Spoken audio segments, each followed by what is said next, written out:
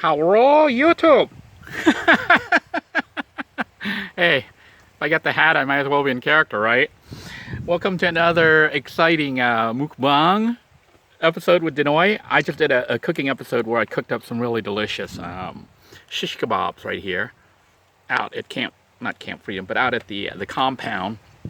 And basically made a shish kebab. You can watch the episode where you can see me make it using pork ribs and some vegetables, which consisted of onion. This is onion, the purple onion, and zucchini. I know some of this looks burnt, but somebody told me they're not burnt, they're really just blackened. And of course the pork. These are chunky pork ribs. And we have delicious mushrooms. I forget what kind of mushrooms. These are those nice mushrooms. They're not the white ones. They're the brown ones. What are they called? Gosh, I forget. Anyhow, I also have some peppers here. Some green peppers. Right here, the green pepper. And the red pepper. And of course, squash. Sorry for the shaky camera. It is super windy out here, and my virtual assistant is having a hard time holding itself. The wind's hitting it and it's going everywhere. But I do have the food here. I don't know how those people can eat with the table, and I guess they squat down, but I can't do that. I'm going to lift the food up so you can see it, kind of, and hopefully I don't spill it all. But hopefully you can see the food here that I am about to eat. And it is Denoy's Shish Kabob Mukbang Special. We're going to start off with some rice, of course white rice that was cooked in the inverter cooking system, and some mushroom. I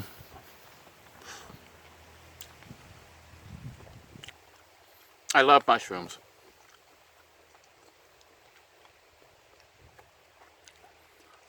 Especially mushroom that's been cooked over an open fire like this. The outside is slightly crisp as it's dried out more, and the juices inside just kind of bunch up together, so when you bite into it, it's crispy, hard, kind of crunchy, burnt, slightly burnt on the outside, and when you bite into it, the juices just explode. It is incredible. Now let's have some rice, and I think this is I don't know if it's zucchini or squash. It was green, even though it looks kind of blackish now. I'm going to have half of it because I know some of you think I have a big mouth, but I don't think I could take the whole thing in one bite. So we're going to have some of this. I think it's zucchini. Sorry about the camera. We are dealing with very, very windy conditions. All right.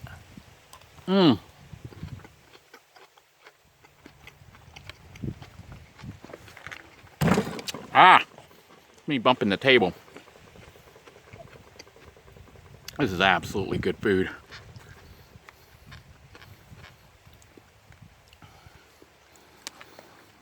And here is a piece of our pork rib. It was a country style pork rib that we cut up into chunks to cook as a shish kebab. So I'm gonna have some of that with the rice. It is so good.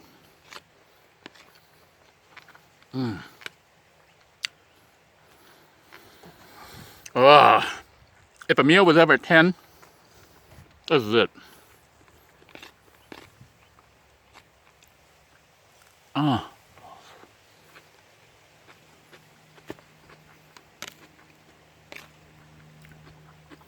squash is like normally not something I like, but I do like it when it's cooked up like this.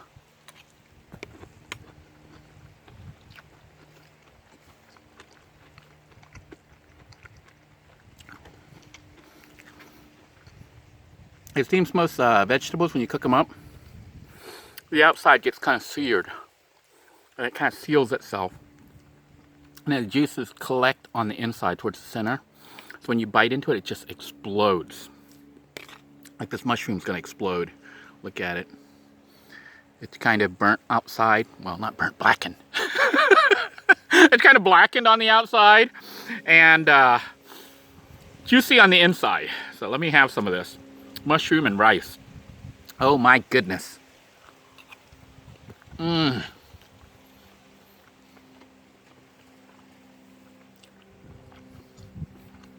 It is so good.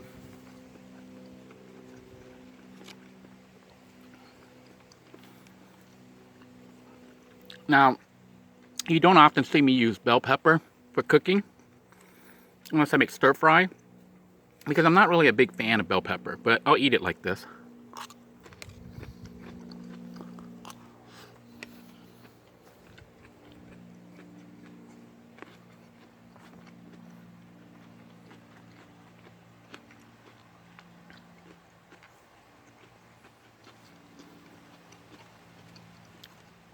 Unlike the other vegetables, the bell pepper, it is burnt or seared on the outside, but on the inside, because there wasn't much inside, you know, because we kind of cut it and just took the skin, the outside already. It's not as juicy as the others. You could taste a little hint of hotness, but it's not too hot. It's more on the hot sweet side, especially the red one. Here's the red bell pepper. We're gonna have red bell pepper and rice. Here we go. Look at that. This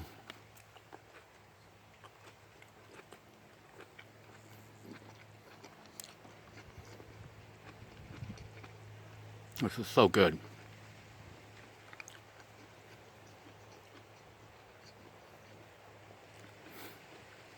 If you haven't made shish kebab for yourself in a while, you might want to do it.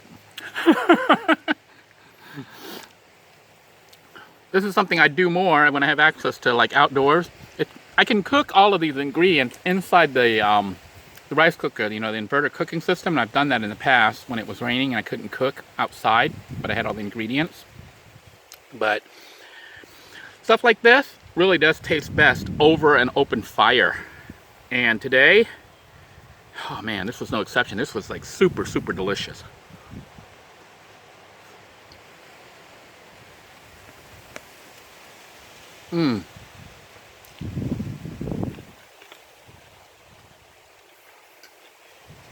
I am thoroughly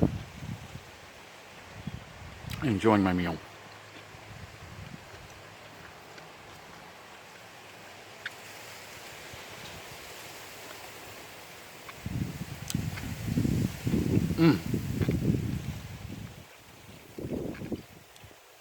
I don't know if you can hear all the wind. There's a lot of wind on the side.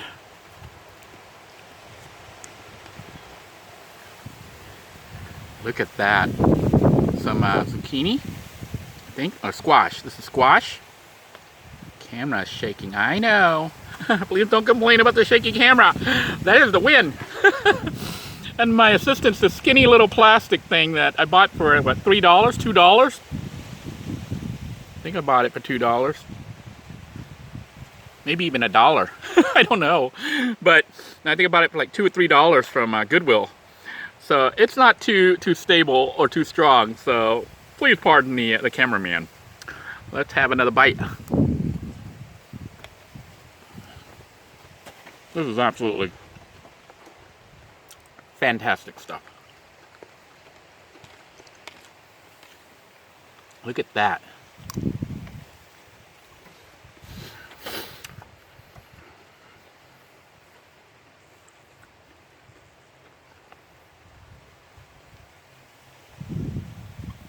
Now, some of you might be wondering about my awesome Mortal Kombat hat. It's actually, I think, a reproduction of the hats that they wear in Asia, specifically Southeast Asia. The Chinese, they wear this when they're working out in the field, you know, like picking rice in the rice paddy fields, and it gets really hot. And these hats actually do a very good job of shading the sun. Westerners, you know, have a hat similar to this, like the cowboy style hat, fedoras, I guess, with the brim, the edges out. And it'll probably give you the same amount of coverage, maybe a little bit less. But this one gives you coverage all around your whole body. And I think it's cheaper and easier to make because it's just a cone shape. The Western hat has like a cylinder and a round top and then the round brim around the edge. But this one is just basically a cone. I guess for today's episode, I'm a cone head. All right. But anyhow, I decided to pick it up when I went to the flea market the other day because I thought it would be cool to do an episode wearing this. If you guys enjoy me wearing this hat, maybe I'll wear it all the time. I know it certainly makes it hard for me to be stealth when I'm walking down the street or walking around Walmart with this hat on.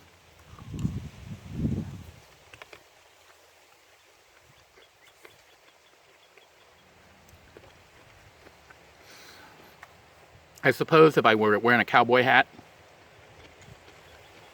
and walking into Walmart, I would stand out as well. Though I'm pretty sure that this hat, this little hat here, probably stands out a lot more. Just because people aren't used to seeing it, you know? Maybe I'll start a new trend. Hey, look at this. The pork rib fused itself with the onion. I don't know if you can see that. The onion and the pork rib has fused itself together. So that's a special treat. I'm gonna go ahead and get a bite of that pork rib with the onion fused onto it.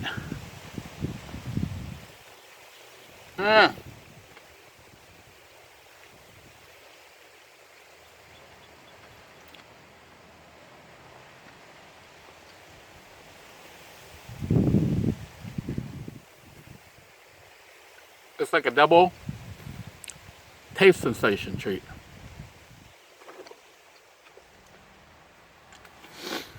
On the outside, I had blackened onion. Sorry. I had blackened onion on the outside with kind of a slightly burnt blackened texture on the outside. And as you bite through it, that layer of onion, even though it's thin, you can still taste some juiciness of the onion juice all kind of soaked in towards the center. And it squirts out a little bit, so you get that sweetness, soft sweetness. I don't know if you can see my nose is kind of running a little bit because of the onion. It is kind of spicy. And then, so you got that blackened, burnt taste on the outside with the charcoal type flavoring. Which may not be the best flavoring, but it does tell you it was it was fire cooked. And then right when you bite through that, suddenly you hit the pork, and the pork is, oh my gosh, so delicious. This is like really a good meal. And, you know, even though I'm eating, you know, last time you heard me complaining about a plastic plate. Even though I'm eating in a plastic plate out here, this is still a 10.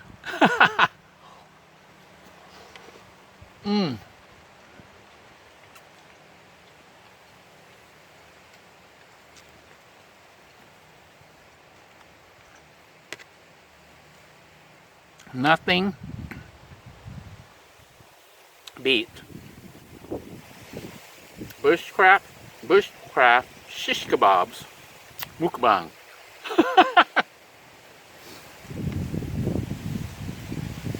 Oh, this food is so good.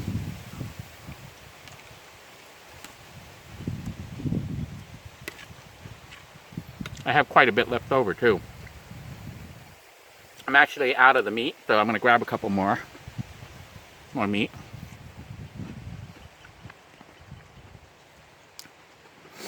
More zucchini, or squash, and pepper. This stuff is so good. So we're going to take our squash again and cut it in half, because I don't want to bite that big thing all by itself. Squash and rice.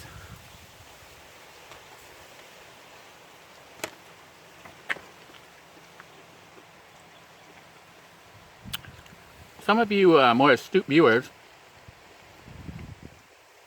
might notice that I typically will eat something with rice. I typically don't eat like the squash by itself or even the meat by itself.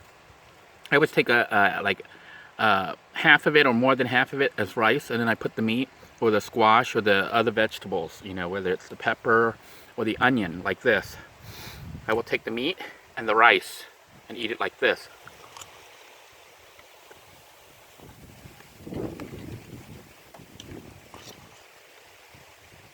And I will take rice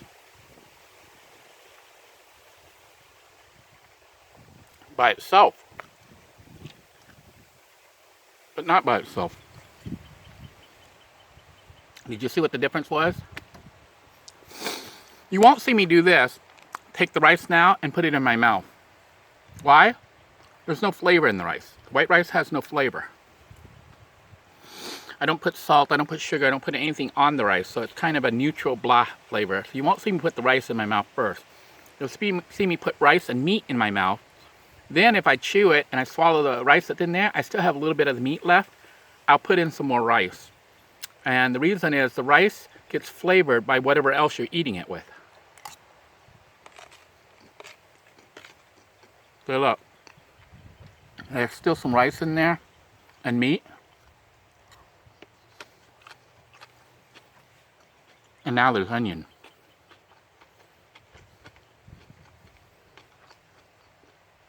And my mouth is getting this wonderful treat. I'm gonna have to go blow my nose because this food is so good from the onions. Let me pause for a moment.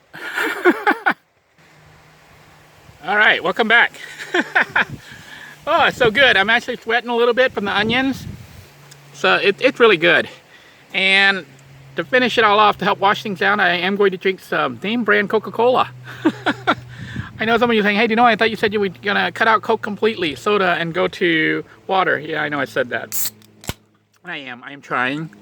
But I don't have any water with me right now, and I have some soda, which I am going to go ahead and have, because this meal is a 10 with water. Until I get used to the water and don't miss the soda anymore, it would knock the meal down to a 9.5. So with the soda, it'll make it a 10 for me.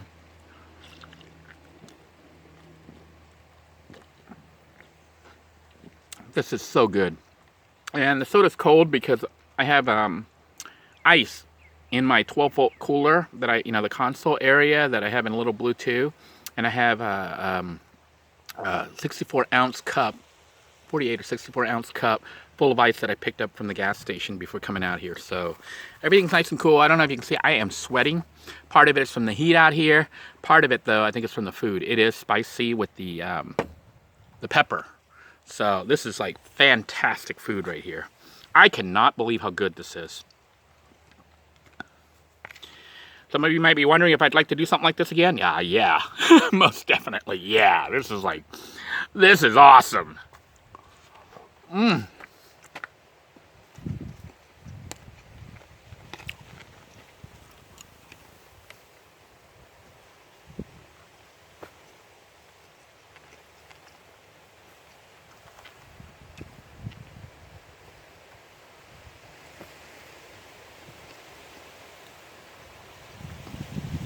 You might wonder why I don't do this all the time. The reason is it does take some prep time. It's a little bit more work than most of my normal meals, which are really simple. And it's kind of expensive getting all these vegetables and stuff together and the meat. I think overall, I spent like $9, about $8 or $9. $8 or $9 for the meat and the vegetables. Rice was like negligible, maybe 10, 15 cents, 25 cents. So kind of an expensive meal for a single person, but it's actually going to serve about 2 or 3 meals for me.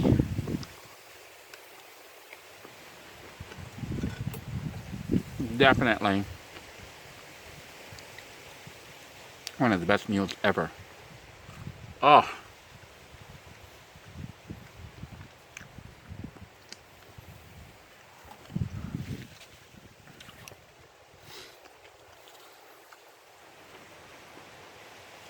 You can just taste that body.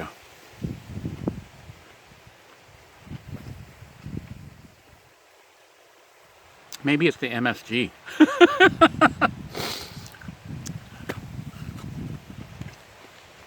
MSG is in a lot of Asian cooking.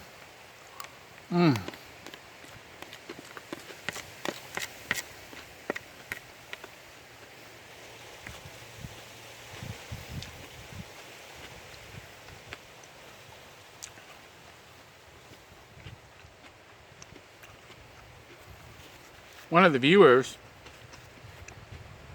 was pointing out that Asians use MSG like a condiment, like salt and pepper and stuff like that. Pretty much. but not to sprinkle on the food afterwards. In Asia, they take MSG. MSG looks like salt. It's like a white powder crystal. Not really like sugar though. It's like diagonal crystal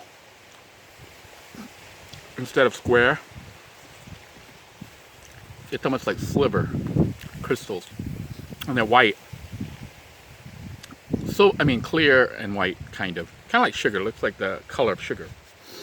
But my mom used to make it, and she would sprinkle it on the food that she was cooking, especially like chicken, because it really enhances the flavor, brings out that oomph in the food.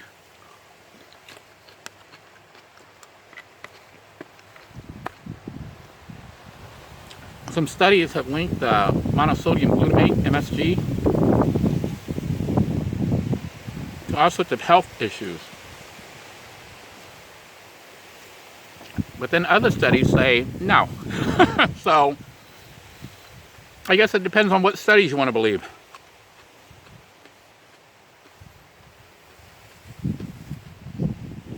Me personally, I don't go out of my way to avoid it, but I don't order MSG, you know, like to put into food. But I won't avoid food just because it says MSG on it. And yes, I know it could be some of the reasons I'm having some of these health issues, but it could be anything really.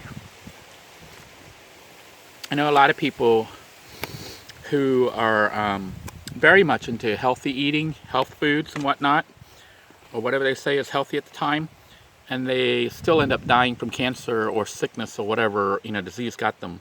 Like one case in point is, I don't know if you guys remember the Atkins diet, where they ate a lot of meat. I think it was very high protein. And I think Atkins himself ended up dying on that diet. Then the diet kind of went away. Because the guy who created it died from eating like that.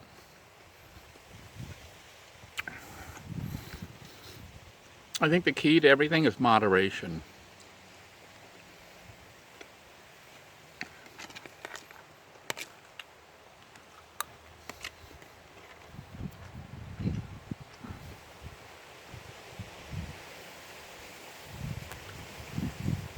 I think if you eat nothing but meat, you're going to be in trouble. And if you eat nothing but vegetables or fruits, you're probably going to be in trouble. I know, I'm going to get some hate from that. But if you look at humans, our teeth are designed to eat plants, the front teeth for cutting. Even my broken tooth. Which one? One of these is broken. Humans have front teeth that are flat, which are designed to chomp down and slice and cut like leaves, cut fruit, cut vegetables and stuff. And then we got canines, the sharp, pointy ones like vampire teeth. That's designed to jab into meat and rip it apart. Then our molars are flat and designed to grind everything up.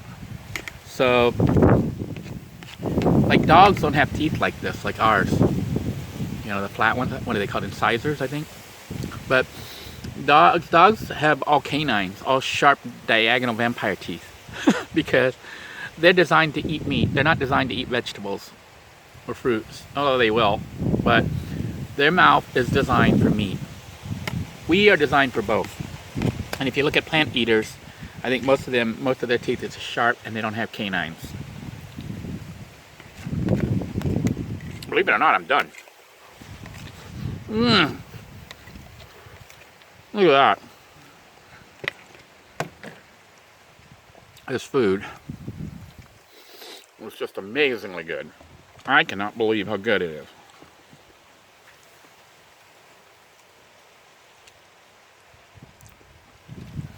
As I was telling you, shooting an episode like this cost me about $10 a meal, maybe as much as $12 to $15, depending on what I get and what I cook. And that's kind of expensive for me. You know, sometimes I'll do it if I have my wife with me or my kids. And sometimes I'll do it for myself like this when I feel like, you know, just being nice to myself. The key to it, though, is I don't do it all the time because it does get kind of expensive to eat $9 meals. But because I'm filming it for YouTube and you guys are watching it right now, some of you are watching it and the ads that run through and stuff, it's actually paying for itself. Most of my videos on average earn, you know, for like the cooking videos, I earn usually, you know, between $20 to $100, maybe $200 per video over the lifespan of the video. So this particular video, my estimate is it'll earn at least $20, if not more. So it's gonna more than make up for itself. And, you know, with that, some of you might say, well, why don't you do this all the time? Well, I could, but the problem is, you know, it costs me like $9 or $10 or $15 to make and eat the meals, and it's going to make $20, which is a positive. It's a profit. But that $20 to $30 takes a long time to earn. You know, it's slow. It could take a year to get that money back. So a lot of my meals usually tend to be the cheaper, simpler meal, which is rice and something on the side, you know, $1 or $2 meal, versus a $5 or $6 or $9 meal. But I do have them from time to time, and I do share them with you because you guys seem to enjoy them. So, you know, I don't always film the day-to-day stuff that I eat, mostly just white rice and some little simple meat with it, you know, like I might get chicken or something. But when I do get the Walmart chicken, that's like about $4 and something with the rice. So it's about the same as this meal. So I don't know, maybe it's better to cook these meals, but the issue is, you know, just being able to get out here in the wilds. I don't know if you can see where we're at. To show you all this, that was the cooking area right there. I don't know if you can see it, but we are actually out in the middle of nowhere, and I am going to call this a day. I want to thank you all for joining me today. I hope you enjoyed this episode. If you enjoy this kind of stuff, please be sure to like the video, give it a thumbs up, share, subscribe, and put a comment down below letting me know. And if there's other stuff you want to see me do, like a cook up, maybe specific type meals, let me know. In the meantime, if you enjoy this kind of stuff where I'm cooking, what's this, shish kebab. I had a brain freeze. Is that a brain freeze? I had brain fleas. Yeah. Anyhow, if you enjoy this kind of stuff, let me know. And if you love my hat, let me know. Until next time, everyone, sayonara. By the way, sayonara is not Thai. I'll do the Thai one. Lock on, okay? Lock on. Bye-bye now.